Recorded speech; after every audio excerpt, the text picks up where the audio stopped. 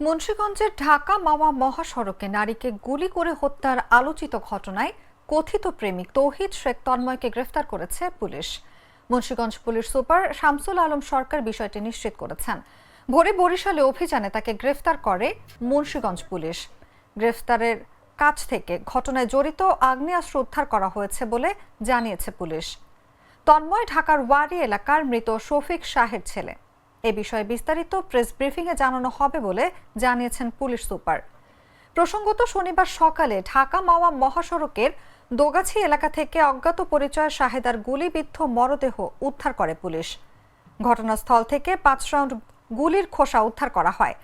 পরে ওই নারীর মুঠোফোনের সূত্র ধরে তার পরিচয় নিশ্চিত হয় পুলিশ।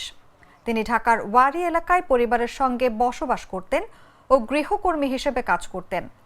ঘটনার পরদিন রোববার নিহতের মা জরিনা বেগম বাদী হয়ে হত্যা মামলা দায়ের করেন।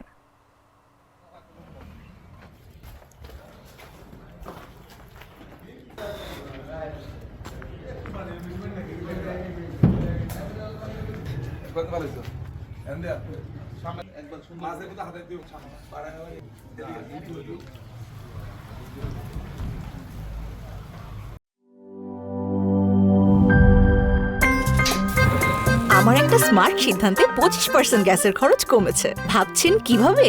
সাধারণ গ্যাস স্টোভ বদলে আমি এনেছি আরএফএল গ্যাস স্টোভ। এর সাইন্টিফিক নজল ও ব্রাস বার্নার ক্যাপ সমানভাবে তাপ ছড়িয়ে রান্না করে দ্রুত।